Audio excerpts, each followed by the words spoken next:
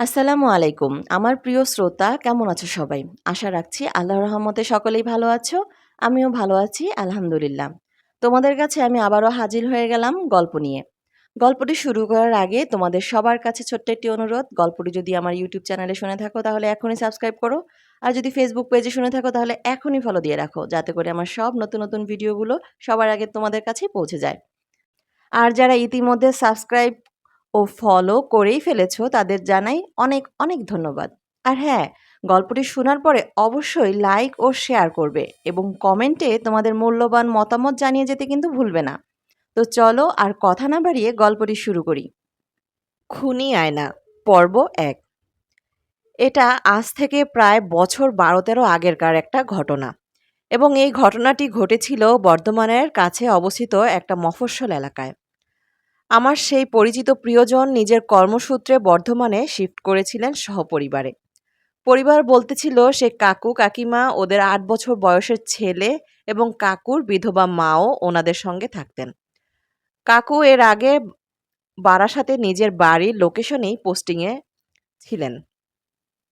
কিছু কিছু জিনিস নিজের বাড়ি থেকে ওনারা আর টেনে টেনে টেনে বয়ে নিয়ে যেতে চাননি। ঠিক করেছিলেন লোকাল এরিয়া থেকে গিয়ে কিনে নেবেন। যেমন ওনারা নতুন ভাড়া বাড়িতে গিয়ে নতুন একটা সিঙ্গেল ডোর ফ্রিজ কিনে নিয়েছিলেন। তারপর আরও কিছু কিছু সামগ্রী নতুন জায়গায় গিয়ে কিনে নেবে বলে ঠিক করলেন ওরা। ঠিক হলো কয়েক বছর পরে যখন ফিরে আসবেন তখন সেগুলো বিক্রি করে দিয়ে চলে আসবেন। সেই মতন একদিন বিকেলে অফিসে কাকু নিজের কলিগের সাথে কথা বলছিলেন।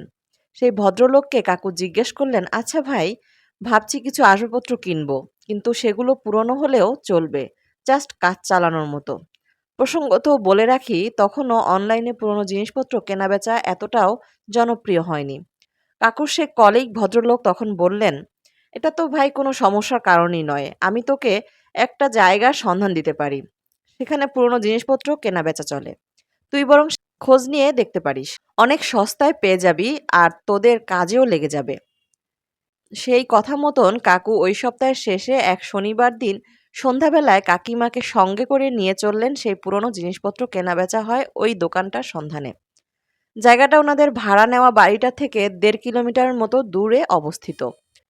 সেখানে পৌঁছে তো ওনাদের দুজনের চক্ষু একেবারে চড়ক গাছ হয়ে যাবার উপক্রম হয়। এত সুন্দর সুন্দর আসবাবপত্র আর এত কম দামে জাস্ট ভাবা যায় না। কাকিমা তো দেখে একেবারে মুগ্ধ। এত সস্তায় এত সুন্দর কারুকাজ খচিত আসবাবপত্র তো ভাবাই যায় না। একটা খাট দেখে কাকিমা কাকুকে খুশি হয়ে বলে উঠলেন, শুনছো, শোনো না, এটা নিয়ে নাও। সোনাই আর ওর ঠাকুমা এটাতেই শোবে। মাও দেখলে খুব খুশি হবেন। এত সস্তায় এমন সুন্দর জিনিস আমরা আর কোথাও পাবো না গো। কি সুন্দর সুন্দর সব জিনিসের ছড়াছড়ি এখানে। কাকু অমনি কাকিমাকে এক ধমক দিয়ে বললেন, ওফ, তুমি কি পাগল হলে নাকি? সবেতেই তোমার বেশি বাড়াবাড়ি। আমাদের ওইটুকু ২ কামরার একটা ছোট ভাড়া বাড়িতে আর কত জিনিস নেব, সেটা ভেবে দেখেছো? না না, ওসবের কোনো দরকার নেই। মায়ের যে ছোট খাটটা আছে ওরা ওটাতেই শোবে। তুমি বরং একটা ড্রেসিং টেবিল কিনে নাও। আমাদের ঘরে তো কোনো আয়না নেই। এখন আর অতিরিক্ত বাজে খরচ করার মতন সামর্থ্য কিন্তু আমাদের নেই। কাকিমা রাজি হয়ে গেলেন কাকুর কথায়।